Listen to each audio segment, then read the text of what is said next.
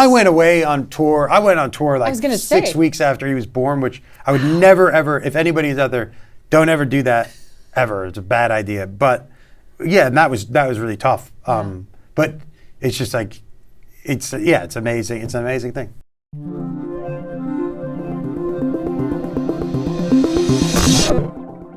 Hey everybody, I am Jet, co-host and producer of More Music in the Mornings with Nic Harcourt and Jet, and I'm here joined by Matt, who is the lead singer of a band called Low Moon. Very excited to see you again, Matt. You too. Very, very excited. Last time I saw you was at South by Southwest. Yep. So pre-album, album hadn't come out yet. Right before the album. Yeah, it was like a couple weeks before the album, yeah, so saw you then, fantastic set. You guys were amazing. You closed it out. You closed out our Radio Day stage at South by, so that was fantastic to see. But since then, you've now released the album, which is I Wish You Way More Than Luck, which I love the title of that. And then also, of course, I have to mention the fact that you're going to be playing our hometown. We've got SoCal shows coming up. So on the 4th of February, you're going to be at the Roxy in my old stomping ground in WeHo. And then you're also going to be down in San Diego, and that's going to be at the Casbah on February 5th. So I'm really looking forward to both of those shows. Thank you. But we are too. Yeah, I mean, it's going to be awesome. I feel like you guys have just been so go since I last saw you. I mean, when did you kick off the tour? Well, we started with these residencies before the album came out. So we did that in LA, London, and New York. And then we did, then the record came out, I think, in March or April. Yeah, I think April 5th. Yeah, April 5th. Good, you know it better than me. And then, we haven't really stopped. We went over to the UK and Europe. And then we did the East Coast, and now we're going to finish on the West Coast. How are the fan bases? How do you feel the reception? It's really interesting. I mean, like in the UK and Europe, it's very, very rabid. Like they're really, really excited about it. It's really fun and completely different shows. So it's really cool. We went from UK shows to the US shows, and they're different. Both are great. It's just the UK. Just I think our influences are very UK. I know. Yeah. So I think there's like they feel like. A connection to it. Because growing up, you had more of a connection to like Genesis because your dad, Peter Gabriel, having that, and just having that kind of a little bit of a new wave aspect as well in there. So I think that definitely plays to that. It's just like palatable for them. They're very used to it. It's like what they know. And the bands like Talk and the Blue Nile, they're very obsessed with those bands, and they see us as like, oh, you guys are doing that thing. In 2024, 25. And that's exciting. The war on drugs totally is kind of in that vein too, which makes sense. Totally. We opened for them across UK and Europe on the last tour of theirs. And that really helped over there. Like we did arenas with them. And their fan base really took to us, and like we're super grateful for that really changed the game for us over there. Yeah, and I know that you're friends with Adam and you've worked with him too. Yeah. So it's like how's your relationship and working relationship? Is it just super simpatico? We don't work that much together. We talk about music all the time, and we hang out a lot. But like it's more just like he is a mentor to me. Yeah. And I think that. You need those people in this industry, especially as a songwriter. It's really, it's someone I look up to, but also he's just been really great about sharing the knowledge and kind of keeping me going and keeping us excited about making records. And he's just, he's an inspirational, and that whole band is just inspirational. They're all the same. It's nice to have somebody like solid, in that industry, because it is, even though people think that it's so massive because it's broadcast everywhere, you see music everywhere, it really is small. It's very a small community, and so it's like when you can find your tribe, find the people that you really gravitate towards and respect. I feel like that having that connection is like 100%. It's massive. It's massive in this industry, and it's it's hard to keep going sometimes. And I think that and it's hard to find inspiration all the time. You need to search for it. And someone like him, he's just constantly working and trying to make better records. And So. Yeah, you're kind of always trying to do better than yourself the last time, and it's got to be. I mean, and talking about traveling too, you're traveling all the time. I feel like you guys are just constantly go. So as far as the creative process is concerned, how are you writing? Are you writing on the road the majority of the time, or are you making sure with the band to carve out time to get you guys all in one area to like to sit there and like really work on the music? Yeah, I mean, for the previous records, I would have written something or started something on my own, or with Sam, or with everyone. Yeah. So it was kind of like whenever it happened, we would chase it down. The record, I want to start on writing a new record, and we're just going to get in a room for 10 days and record, and then take that home. So we're going to start from the band, and I'm actually going to just not bring anything in and just see what happens. Let that dictate, and then take those things home and work on the lyrics or melodies. But really I want to just dive into that world, because we've played so many shows. Yep. We haven't ever really recorded that way. We've recorded that way a little bit, but I think it'd be really good for us to do that and push ourselves. It's a good avenue too, to try something new, push yourself creatively. It'll be the 4th record, so it's kind of time for us to just try something. You have to. You have to. And for our own creative, we need to feel creatively fulfilled as well. And Sam and I were talking about it the other day. It's like the 3 of us, me, Sam, and Zenta, sitting in my studio, staring at each other.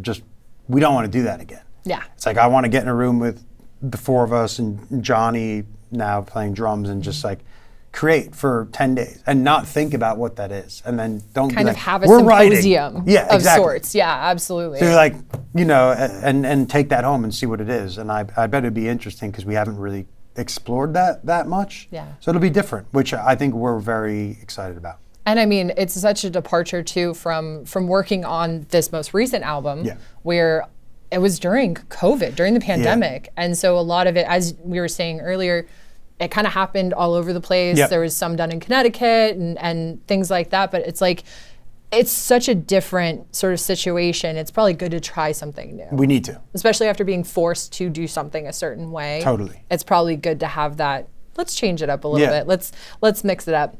So I did notice that the album title also happens to be the last line of David Foster Wallace's "This Is Water." Yeah. So would you say that maybe part of the theme of this album is a little bit about, mindfulness over autopilot, really thinking, and rather than just being a lemming in a way? Yeah. Does that kind of intersperse itself a little bit? The whole album was based around the time that I discovered my voice as I was in high school, and I first learned how to play guitar and sang. Yeah. And I kind of forgot why I started writing music. It was very visceral, it was very emotional. It was like I just didn't know how to express myself after 9/11, so I wrote a song about it. Yeah. Not a great song, but the idea behind that was that something triggered me to go I need to write something to express how I'm feeling, because I don't know how to put it in words. Yep. And so for this record, I was like, I want to get back to that place. And obviously it was 2020, so the pandemic. Another gigantic exactly. moment in time. And the paradigm shift of that kind of made me go let me get back to my roots and get excited about writing music and emotionally connect to why I'm doing this. And a lot of that record, a lot of that time in high school informed this record. Wow. And that speech by Foster Wallace was a commencement speech, which I thought was really interesting.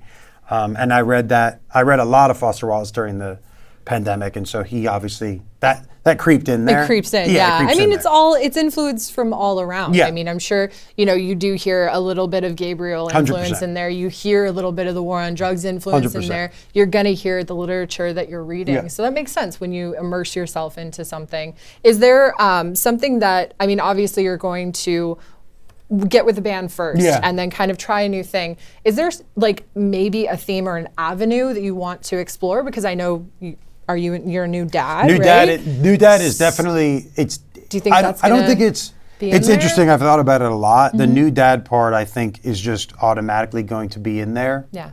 I don't think it's really interesting, because my life, I say to the guys all the time, it is completely different. You can never go back to not being a dad. When you're a new dad, you are a dad. Yep. And it's my being now, and it's part of me. So I think I'm just going to take that in with me and emotionally connect to that.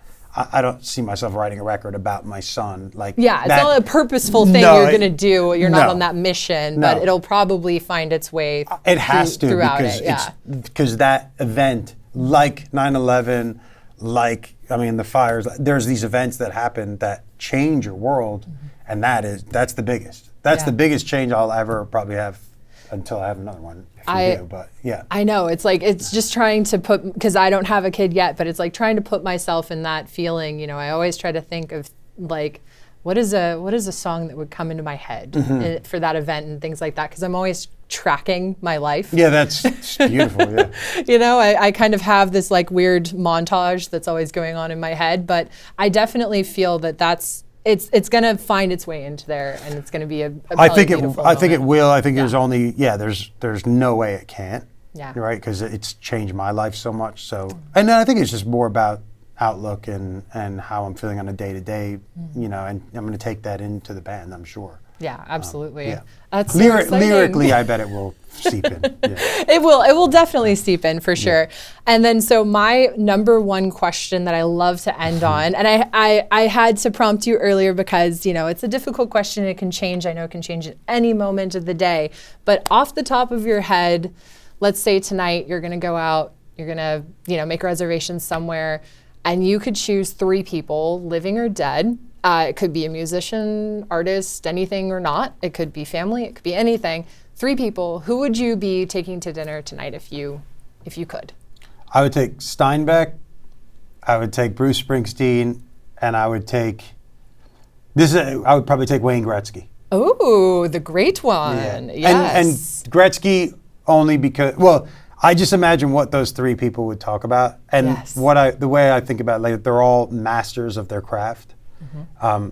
Gretzky I could replace him with my favorite hockey player ever, Pat LaFontaine, but not many people know who that is. So, but they're all great. There's so much greatness there and so much to learn. Yep. And all very different. Exactly. Yeah. In all different places that I'm really interested in literature, in music, and in hockey. Those are my 3 favorite things in the world. I love that. Yeah, and so I think a conversation with those 3 people would be really interesting. It's very fascinating because you have one that's more, you know, literature, philosophy based. You've got another that is more, you know, obviously artistic. A hero of mine as well. Yeah, like Bruce is a hero of mine. He's amazing. So it's like you've got that, and then you've also got Gretzky, which you know. And thank you for putting a hockey reference in there. Yeah, well, no, it's just that's my favorite sport. That's my life. Is it? Yeah. Oh, amazing. Yeah. You and I are like the only 2 people. Those are the 2 things that I watch. Because of Drive to Survive, or just because? So, no, just because. Well, I got really, really into F1 during the pandemic. Of course, so a lot of people did. It really shifted. It definitely shifted, but I had always been into racing. When I was 12, I went to Irwindale Speedway for my 12th birthday because all I wanted were race cars, and I loved them since I was little. So when I was like 5, my dad built a racetrack around the backyard, and like we put like pennies on top of cars to weigh them down and set the Hot Wheels to go, and it was super fun. So that's awesome. I'm excited for you to have that bonding moment too, as well as your son gets older too. I can't wait for that. And like see these different stages and how it changes you personally and like develops your career even more in like a different, exciting way. Yeah, and you just have to be like, you have to let go. A lot of this I've found in the last, he's only 4 months old, but letting go of like, you just, a lot of the life that you knew or that is just gone, and you just have to be okay with letting that go and be like, this is the new life that I'm stepping into, and it'll be great. It is just extremely different.